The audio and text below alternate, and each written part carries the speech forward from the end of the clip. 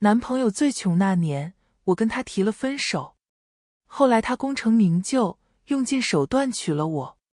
所有人都说我是他的白月光，是他最疼爱的妻子。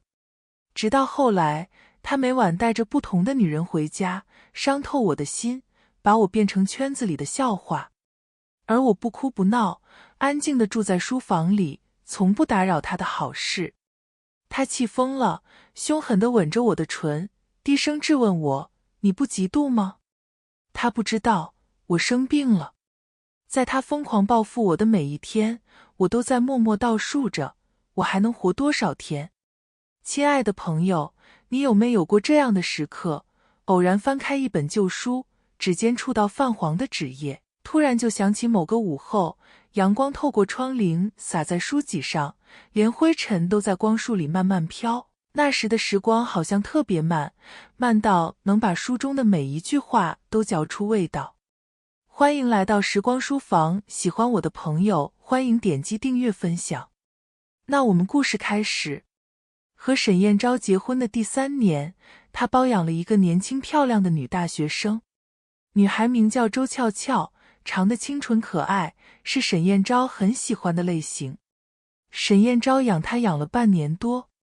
除了我，她是沈燕昭留在身边时间最长的女人。朋友劝我小心一点，他们都说沈燕昭对周俏俏好像动了真心。第一次见周俏俏是在我生日那天。我从早上就开始流鼻血，去医院做检查，医生说我大概只能活到明年春天了。我轻轻点头，小声说没关系。我不怕死，但是有点怕疼。听说有一种很贵的药，能让我活得舒服一点。银行卡里的钱不够了，我就去沈燕昭的公司找他。正好碰见周俏俏也在，她刚毕业，在沈燕昭身边做秘书。沈燕昭正在开会，我坐在外面等。周俏俏一直盯着我，偷偷跟周围的同事说，她就是老板的老婆啊。她好丑啊，干巴巴的，跟快死了一样。你们都说我长得像她，哪里像啊？我比她漂亮多了。光亮的玻璃上照着我的倒影，素面朝天，套着臃肿的羽绒服。是不好看，也是快要死了。同事拉了周俏俏一把，小声说，那是她莫打扮，她要是化了妆，10个你加起来都莫她漂亮。还有，你别仗着老板宠着你，你就去挑衅他。你不知道老板有多爱他，你要是惹他不高兴，小心老板弄死你。听说沈燕昭很爱我，周俏俏不服气地撇撇嘴，朝我翻了个白眼。她给我端来一杯茶，细声细气地问我，萌萌姐，老板怎么舍得让你等这么久啊？好奇怪，以前我每次来找他的时候，不管他多忙，都会先来陪我。他说我是最重要的。我还以为他对别的女人也这么体贴呢。他弯起眼睛，甜甜地笑了，笑起来的样子很像年轻时候的我。我想了想，沈燕昭对周俏俏确实是不一样的。他身边的情人无数，他把他们当成和我赌气的工具，每晚带着不同的女人回家，一次又一次试探我的反应。沈燕昭从来不会跟他们纠缠很久，或许1、2天，或许10天半个月，他总是很快就玩腻了。唯独周俏俏，沈燕昭把她养在外面，陪她吃饭、逛街、看电影。他们就像一对平凡又恩爱的情侣，沈燕昭给她钱，也给她爱。我看着周俏俏，对她笑了笑，温柔地问她，你这么重要，沈燕昭怎么舍得让你做见不得人的小三？你要好好劝劝她，早点跟我离婚，娶你回家。周俏俏猛地变了脸色，她恼羞成怒，压低声音骂我，不被爱的人才是小三，你才是那个多余的人。你不就是仗着比我早遇到沈先生几年吗？可是现在你又老又丑，你拿什么和我争？他同事大概是怕我生气，赶紧过来扯住他的胳膊，要拉他走开。其实我没关系的，我早就和自己说好了，不会为了沈燕昭生气，也不会为了沈燕昭难过，更不会为了她跟别的女人争风吃醋。她不配。周俏俏被人扯了一把，没站稳，跌倒在地上，摔碎了手里的茶杯，手掌被划出深深的伤口，流了一地的血。沈燕昭透过会议室的玻璃看到了受伤的沈俏俏，所有人都看着，他甩下手里的当，推门走过来，一把将周俏俏捞进怀里，冷冰冰的骂：谁他妈把他弄伤的？那个好心的同事倒退2步，吓得脸都白了。我冷笑说：是我弄的，也是他活该。周俏俏哭着瞪我，大声嚷着：是我活该，谁让我爱上了不该爱的人，被人骂我是小三，是情妇。可是沈先生，只要你也爱着我，我就要一辈子待在你身边，谁也不能把我和你分开。他哭得那么可爱，就连说出这么荒唐的话都显得勇敢又坚定。沈燕昭被他逗笑了，抬手抹掉他的眼泪，哄他：乖，都哭成小花猫了。他对他是真的不一样。我垂下眼皮，懒得再看，只对沈燕昭说：今年生日我要50万。说来好笑，我们是夫妻，却连彼此的联系方式都没有。除了要钱，我从来不会主动找他。结婚之前，我们说好的，他要我的人，我要他的钱。沈燕昭一直恨我是个拜金女，可是从前只要我开口，不管多少钱，他都会给我，只多不少。唯独这一次，他笑看着我，笑得很冷，慢条斯理地说：要钱可以，但是安萌，先低下你高贵的头，跟俏俏说句对不起。沈燕昭是要用200万买走我的自尊，给周俏俏买一句道歉。这是第一次，他为了别的女人拿钱羞辱我。我慢慢攥紧拳头，轻轻笑了，强忍着身体突然涌上的疼痛，转身就走。钱我不要了。我突然很好奇，沈燕昭，如果有一天你知道这些钱能让我活得久一点，你知道我死之前吃了多少苦，你会是什么表情？我一个人回了家，痛苦地蜷缩在被窝里，腾出一身冷汗。吃了点安眠药，我骗自己睡着了就不疼了。昏昏沉沉的，我做了个梦，梦到我20岁那年，沈燕昭很穷，但她很爱我。那年我过生日，路过一家咖啡店，看见一对情侣坐在玻璃窗前，女孩手里端着一块雪白的小蛋糕，看起来很精致，很好吃，也很贵。我还记得那天下着大雪，我捧着一小堆雪，对着沈燕昭笑，问她：阿燕，你看这堆雪像不像蛋糕？沈燕昭咬了咬牙，伸手抱紧我，莫让我看见她偷偷红了的眼眶。3天后，她抱着一个大蛋糕出现在我的宿舍楼下，买一整个蛋糕要258块。而他站在刮着风雪的街道上，发完3000张传单，只能挣到100块。我看着他的手指上生出的冻疮，没出息的哭出声，仰头冲他嚷着：沈燕昭，你的手可以用来读书，可以用来写字，唯独不能为了哄我开心，就去糟蹋他。我说，我根本就配不上这么昂贵的蛋糕。沈燕昭皱起眉毛，立刻反驳我。他说：安萌，你是世界上最好的女孩，你配得上这世上所有的好东西。那一天，我哭着吃完整个蛋糕，过了很久，我已经记不清它的味道了，只知道那天以后，我好像就再也没有吃到过比它更好吃的蛋糕了。这一觉睡了很久，迷迷糊糊的，我听见手机在响，接起电话，就听见沈燕昭在那边喊我：安萌。我轻轻笑了，甜甜的叫她：阿燕，下大雪了，我想吃蛋糕。不等他说话，我翻了个身，又沉沉地睡了过去。一直睡到半夜，我被饿醒了。去客厅找吃的，才发现沈燕昭居然回来了。他给周俏俏买了一个大房子，他们一起生活在那里。周俏俏会给他做饭，会哄他开心，会等他回家。沈燕昭过得很好，他已经很久没回来了。他懒洋洋地靠着落地窗，嘴里咬着烟，直勾勾地盯着我。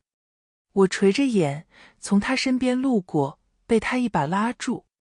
他皱着眉头，轻声问我怎么瘦了这么多，语气温柔，就好像他还很爱我。我愣了愣，使劲甩开他的手，骂他：沈燕昭，你发什么疯？他看了看自己空荡荡的手心，脸色慢慢冷了下去。等我走到餐桌旁，看见桌上摆着一个插满蜡烛的蛋糕，才知道原来那个电话不是我在做梦。我说我想吃蛋糕，沈燕昭就买了回来。这算什么？求和吗？可是我已经快死了，我早就不需要一块蛋糕，也不需要沈燕昭了。我抓起蛋糕就扔进了垃圾桶，沈燕昭咬着后槽牙，伸手把我摁在墙上，恶狠狠地骂：安萌，你他妈耍我！我笑着承认：沈燕昭，我就是耍你，怎么了？我说想吃蛋糕，你就去买蛋糕，你怎么跟以前一样贱啊？我故意往他的心上捅刀子，眼看着沈燕昭的脸色彻底冷了下来。他狠狠掐灭香烟，拽着我进了卧室，把我扔上了床。沈燕昭大概是气疯了，他像一只失控的野兽，粗鲁地扯开我的睡裙。我害怕了，攥起拳头砸他：沈燕昭，你王八蛋，你别碰我，我嫌你脏。他夹住我的腿，不让我挣扎，低头一口咬在我的脖子上，疼得我直掉眼泪。他贴着我的耳朵骂我：安萌，你跟我服个软，能死吗？你知不知道我等着你来哄我，我等了你多少年？你知不知道你跟我说你想吃蛋糕，我有多高兴？然后你他妈把我当猴耍。他抬起头，双眼通红地盯着我。我忍住眼泪，瞪了回去。昏暗的房间里，我们谁也不说话，谁也不愿意先认输。沈燕昭俯下身，离我越来越近，他快要吻到我的唇，手机却突然响了起来。是周俏俏打来的。沈燕昭顿了毒，还是接了起来。我听见周俏俏哭着问他：沈先生，你真的为了萌萌姐不要我了吗？你明明就是喜欢我的。我现在人在酒吧，喝了很多酒，有个男人骚扰我。我好害怕，你快来接我回家，好不好？沈燕昭没说话，他只是盯着我，冷冷地笑着，轻声命令我：安萌，求我，求我留下，只要你求我，我就不走了。他好像忘了，很久以前，我也曾放下尊严，求过他：沈燕昭，我们能不能心平气和地谈一次？我们能不能不闹了？我们能不能好好在一起？你能不能对我好一点？那一天，沈燕昭冷漠地盯着我，笑着说：安萌，你不配。这3个字一直扎在我的心上，直到今天，我终于能原话奉还。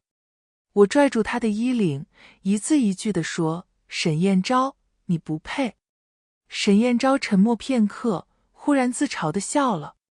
他把电话拿到耳边，对周俏俏说：等我接你回家。莫再看我一眼。他起身摔门走了。第二天，沈燕昭为了周俏俏跟别的男人大打出手的照片就在圈子里传开了。这是第一次，他和别的女人的事闹得人尽皆知。家门口守着几个记者，我出门的时候被他们缠着问东问西。沈燕昭的公司这几年发展迅速，在京圈很有势力。他年轻多金，又长的英俊，在网上很有名气，经常上热搜。有个女孩问我，沈太太，请问关于沈先生和周俏俏的事，您有什么想说的吗？我自顾自地往前走，头也不回地反问她，一个是婚内出轨的男人，另一个是知三当三的女人，你想听我说什么？那个女孩追着我继续问，可是我听说，当年你在沈先生最穷的时候，为了钱把他甩了。后来他飞黄腾达，你又用感情绑架他，用尽手段嫁给他。现在沈先生找到了真爱，他和俏俏郎才女貌，是你非要霸占沈太太的位置，还说别人是小三。你不觉得是你在欺负人吗？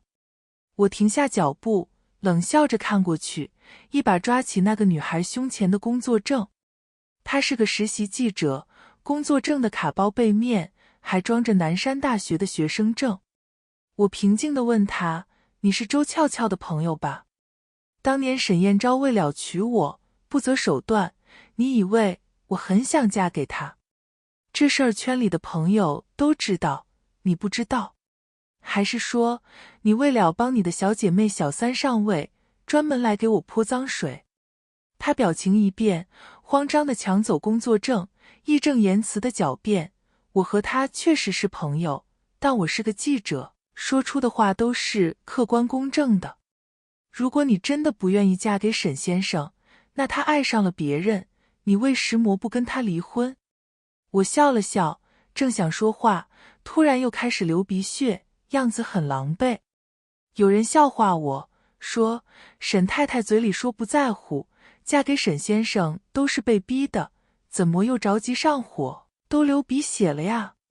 我伸出指尖，抹掉落在嘴唇上的血，平静地说，我没上火，就是生病，快死了，最近总是流鼻血。人群突然就安静下来，所有人都不笑了。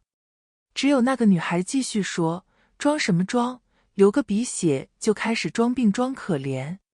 我真是看不惯你这种女人，为了抢男人，整天要死要活的，不要脸的手段都用上了，真给我们女人丢脸。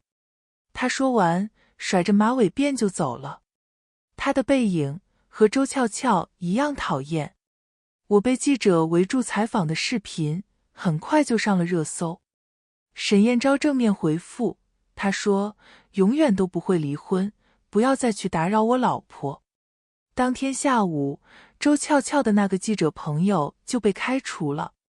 很多网友骂我，这个女的好恶心，她不想嫁就别嫁啊，搞得好像谁拿刀逼她嫁一样，装什么身不由己。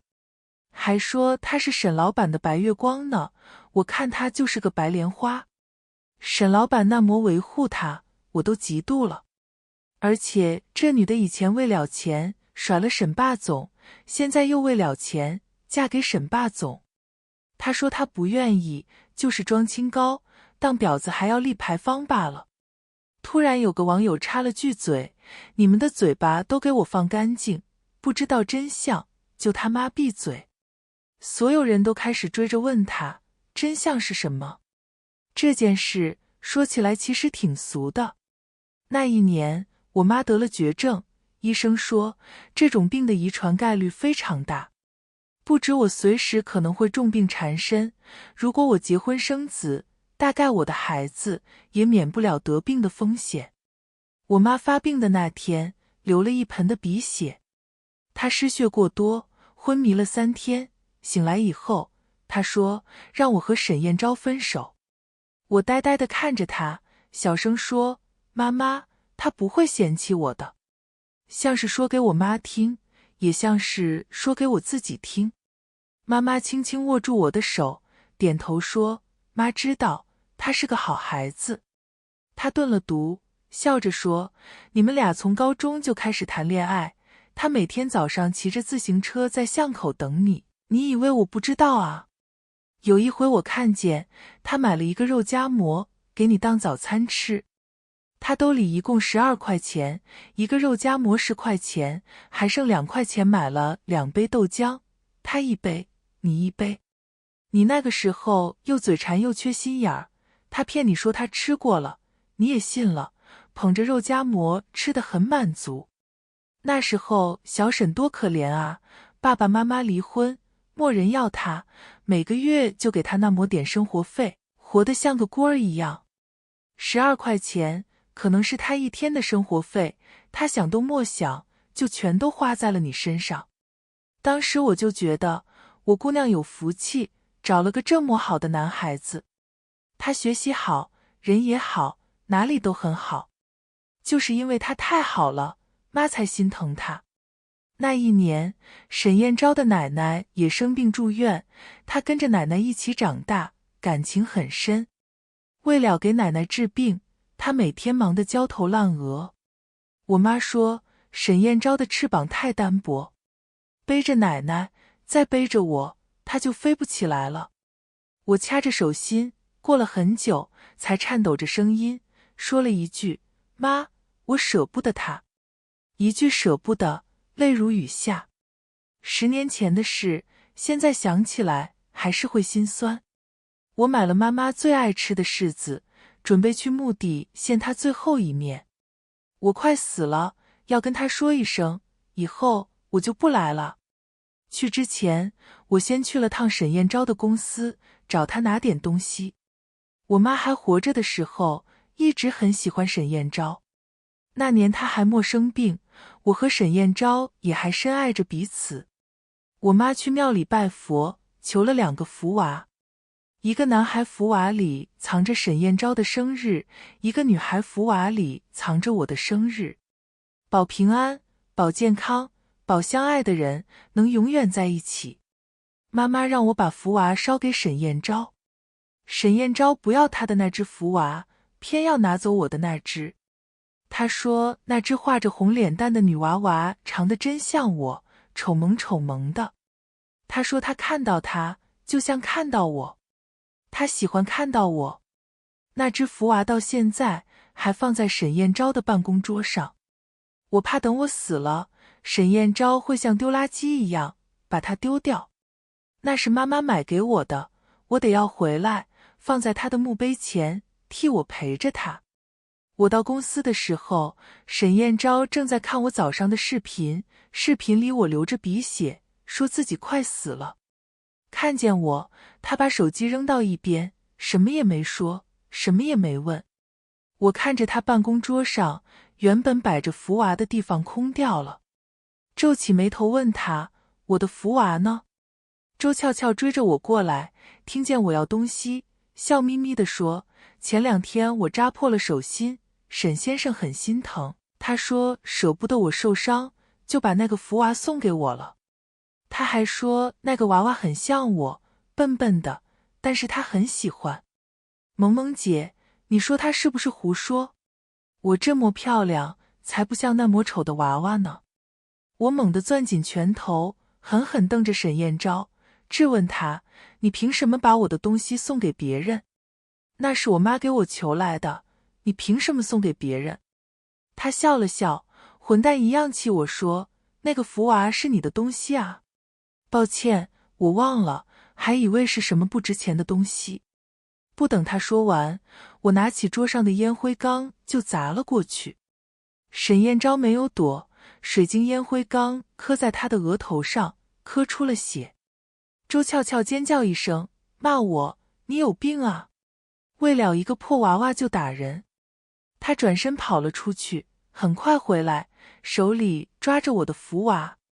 他把福娃摔向我，冲我嚷着：“你的东西还给你，扔了都没人心疼的便宜货，你以为我稀罕吗？别发疯了，拿着你的东西赶紧走！”陶瓷的福娃掉在地上，摔得粉身碎骨。我看见我的名字和我的生日碎成了好几瓣，就像我的命一样，大概再也修不好了。我突然觉得我大概真的要死了，可我还不想死，我还没见到妈妈，我怕她见不到我，会一直等着我。我的脑袋嗡的一声，抬手甩了周俏俏一巴掌，疯了一样叫喊：“那是我妈妈的东西，我心疼，我会心疼。”话还没说完，眼泪就掉了下来。我伸手去扯周翘翘，却被沈燕昭攥住了手腕，拦了下来。我眼眶发热，死死盯着他，哭着哭着就笑了。我骂他：你都知道我要死了，你还欺负我，沈燕昭，你真不是个东西。他抬手抹掉我的眼泪，反问我：先是蛋糕，又是要死，安萌，你他妈耍我很好玩吗？你不用哭给我看，我也不会再心疼你了。他的话还没说完，一滴血突然掉下来，砸在他的手背上。我又流鼻血了，这一次比从前更严重。我腿脚发软，浑身疼得站都站不住，直直地倒了下去。沈燕昭一把接住我，大喊着叫救护车。他无能为力，只能眼睁睁看着我的血越流越多，染红了他的白色衬衫。我昏迷着，听见沈燕昭在哭，一遍一遍地问：胃食膜，胃食膜血止不住，别再流血了。安萌，求你别吓唬我。我闻到了医院里消毒水的味道。我听见医生跟沈燕昭说，本来他可以活到明年春天的，或者更久一点。可是他说他没钱了，不治了。现在他的病情已经控制不住了，没有继续治疗的必要了。沈燕昭反问：所以你是说我老婆快死了？不等医生说话，他突然拔高声音，恶狠狠地骂：我要我老婆活下去，你他妈能治就治，不能治就滚蛋，换人。那一天，沈燕昭差点把病房给砸了。他找了无数的专家团队，他说不管花多少钱，都要让我活下去。可是绝症这种东西，不是有钱就能治好的。沈燕昭偏执，什么都听不进去，他要带我出院，带我去国外治疗。他有钱有权，在医院里胡闹，也没人敢拦着他。直到我最好的朋友林昭昭带着我的遗嘱出现。很早以前，我就立了公证，把我的一切都交给他来决定。我说，如果有一天我躺在床上不能动，不能吃也不能喝，就别折腾了，放手让我走吧。他知道的，我最怕疼。昭昭甩手就给了沈燕昭一巴掌，指着他的鼻子骂：你钱多，你他妈早干嘛去了？这会儿耍威风，沈老板，晚了，来不及了，他要死了，你哪儿都别想带他去，我在哪儿，他就在哪儿。沈燕昭望着昭昭手里的遗嘱，愣在原地。过了很久，我才听见他带着哭腔，轻声说：林昭昭，让我带他走，算我求你。你相信我，他可以活下来，他可以的。他不会死的，他死了，我该怎么办？朝昭平静地看着他，冷冷地骂：你这种铁石心肠的男人，离了谁都能活得很好。别在这里装深情了，恶心自己，也恶心别人。他推开沈燕昭，坐在床边，握住我的手。刚开口，眼泪就掉了下来。他问我，真的不想活了啊？他哭得我都跟着难过了，好想抬起手，替他擦干眼泪，告诉他不用心疼我，我只是要去睡一个很长很长的好觉，睡着了就不疼了。他又问我，你再醒来一次，好不好？是你说的，要好好说再见，离开了才不会留遗憾。你还没跟妈妈说再见，没跟我说再见，你怎么舍得啊？我的眼泪跟着他掉了下来。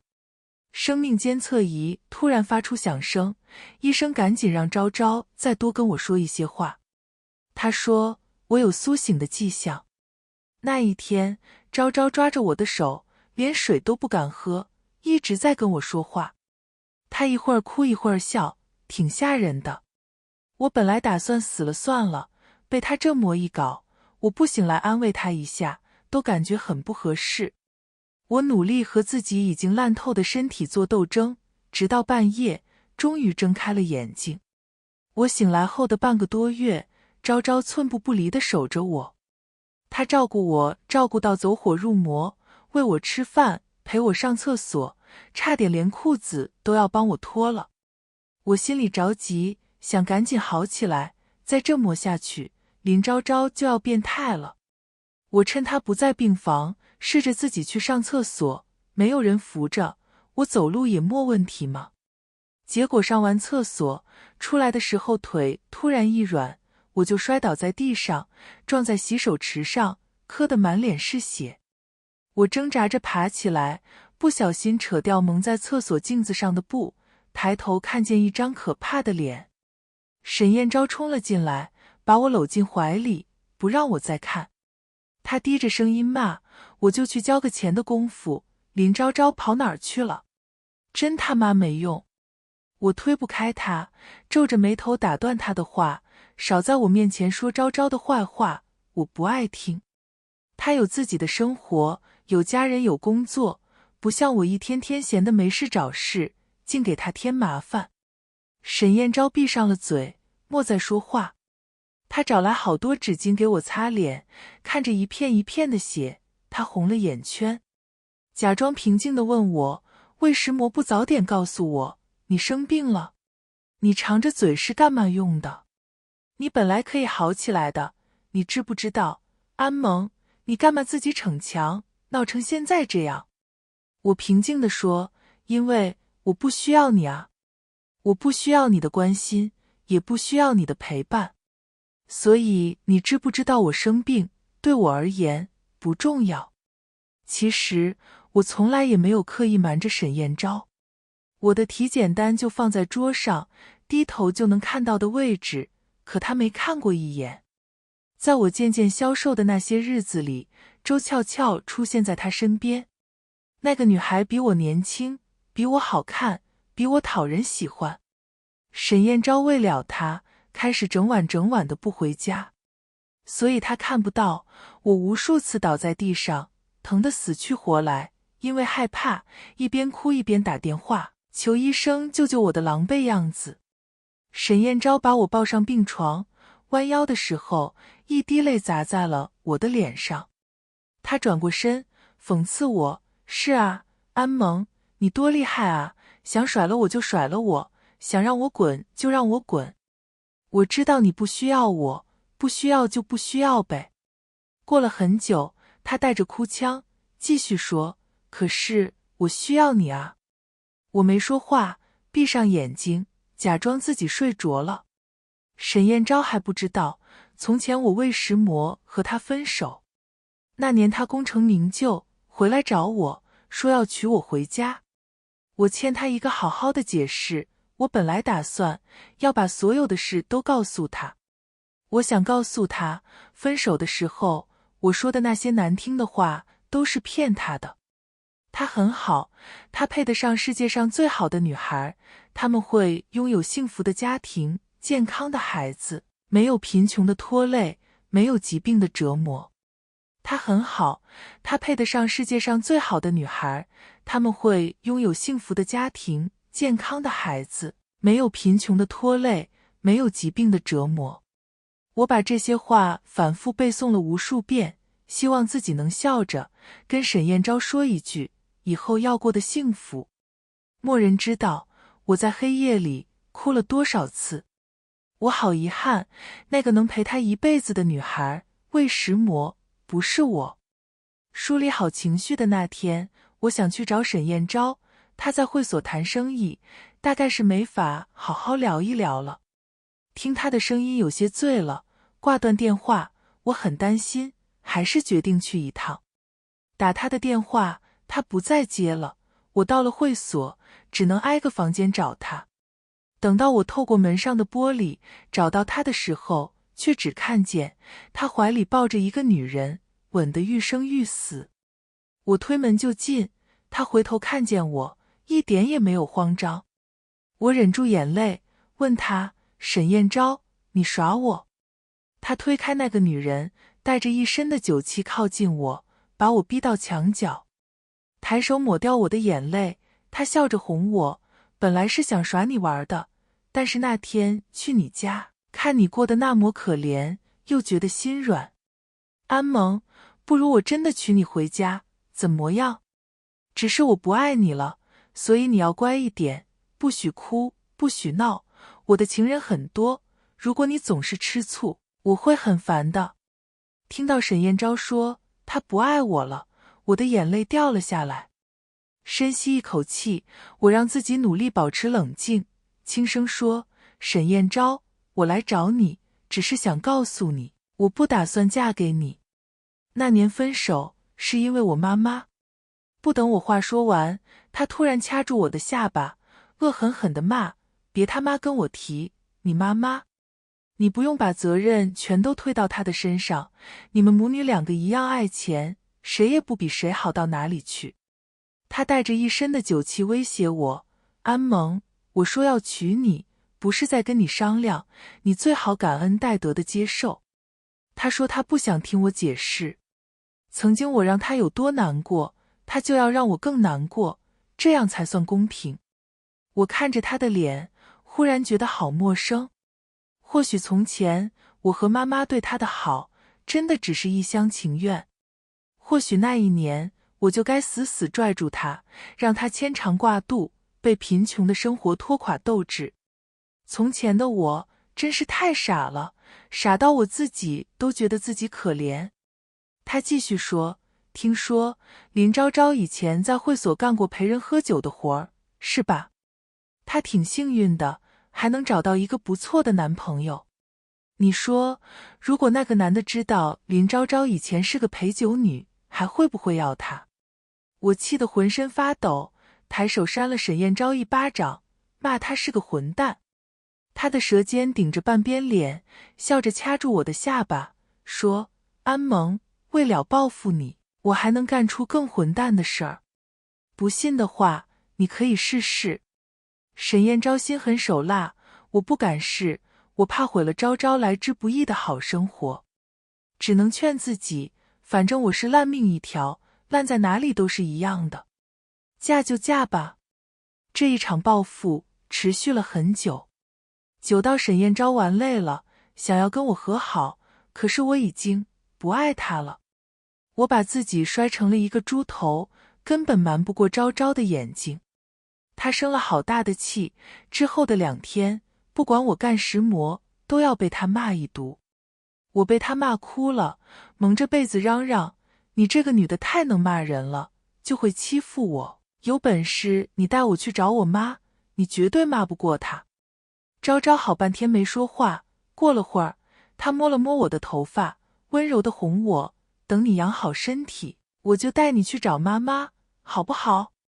我知道他在骗我，也知道我好不了了，但是我不舍得让他担心，就笑着点点头，说好。我开始更加努力地恢复身体，大把大把地吃着药，打针打得我的手臂青一块紫一块，也不喊疼了。沈燕昭在旁边看着，咬着牙摔门走了。夜里，我听见他在跟昭昭吵架。安萌想去看他妈，你听不懂吗？你让他去一次能怎么样？昭昭骂他：我看你就是盼着他早死。你个王八蛋，你嫌他活太久，耽误你那个小情人小三上位了是吧？我偷偷抹掉眼泪，恨自己活着活着就变成了一个累赘，让昭昭这么为难。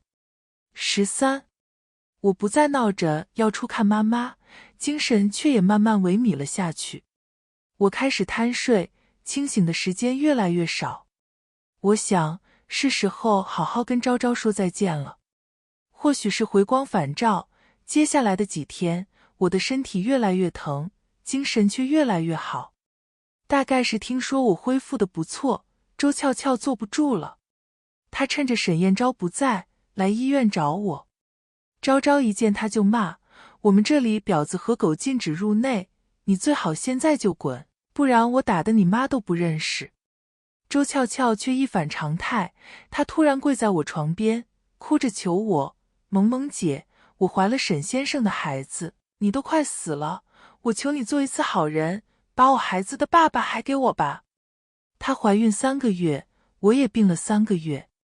原来沈燕昭嘴上说着需要我，转身就抱着别的女人醉生梦死。也是，他需要一个快死的女人干嘛呢？他只是在骗我呢。幸好我没有相信。周俏俏哭着伸手来扯我的胳膊，我实在没力气，差点被他拽下病床。朝昭护着我，被他抓出好几道伤口。忽然有人抓住周俏俏的头发，一把将她扯开。沈燕昭咬着牙，恨不得吃了周俏俏，恶狠狠地骂我说没说过，你要是敢来招惹我老婆，我他妈就弄死你。周俏俏的表情变了，正想说话，朝昭就拿起手边的枕头就砸在他们脸上，崩溃大喊，带着这个贱人给我滚。沈燕昭拽着周俏俏走了，他说让我等他回来，听他解释。谁要等他啊？我根本就不在乎。朝昭低头看着我，小声问，萌萌，没事吧？有没有哪里不舒服？我捂着胸口，装作很难过的样子，跟他撒娇，心好疼，要出去逛街才能好。他被我给气笑了，又觉得我最近状态不错，同意带我出门一趟。我买了个烤红薯，带上了他的小汽车，他有洁癖，从不让人在他的车上吃东西。我仗着自己是个病人，在他的车里大吃特吃，红薯的渣子掉在了座椅上，林昭昭咬着牙，假装自己没看见。我指挥他把车开到一家高档婚纱店，春天他就要结婚了，可我大概等不到了。我想看他穿婚纱，他也没问我为什么带他来这里，只是红着眼圈跟着我进了店。我们是最好的朋友，我们心有灵犀。我给昭昭挑了件抹胸的绸缎婚纱，她去试穿的时候，我给自己又挑了一套伴娘礼服。我穿好衣服，挤进她的试衣间，和她一起照了张合影，就像我还能送她嫁人一样。我的眼光不错，昭昭穿着婚纱特别漂亮。我问她要不要买下来，她白了我一眼，跟我说悄悄话，买什么买，买什么买，死贵，多拍2张照片得了。我笑了笑，留下她自己在试衣间里臭美，出来悄悄付了钱。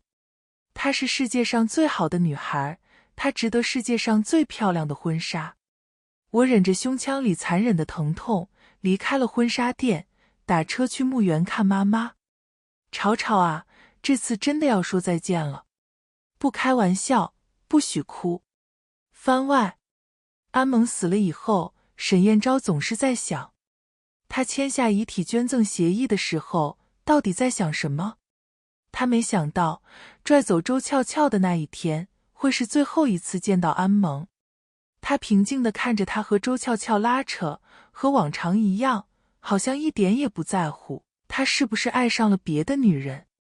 可是他总是觉得，安萌是在那一刻，心才真的死掉了。所以，他没有等他回去，也没有给他解释的机会。他的遗体被医院收走了，他连他的一捧骨灰都得不到。安萌实在是太狠了。他开始后悔，没有在当时就告诉他，周俏俏确实怀孕了，但她怀的不是他的孩子。在酒吧的那天晚上，他喝多了，被人拖到厕所给捡尸了。等沈燕昭赶到的时候，已经晚了。周俏俏是个卖惨的高手，她说她不会喝酒才会喝醉，如果不是沈燕昭让她难过，她一辈子也不会遭遇这样的事情。沈燕昭当然知道他在道德绑架，但是看着他哭得梨花带雨，他突然就想起了安萌。他心软了，他帮他把那个捡尸的人渣送进监狱，又给他钱让他去流产，但是再多的他给不了了。他一直以为周俏俏是个很乖的女孩，虽然脾气被他宠坏了，可好在很听话。他没想到，他养了一条贪心的毒蛇，趁他不备，狠狠咬了他一口。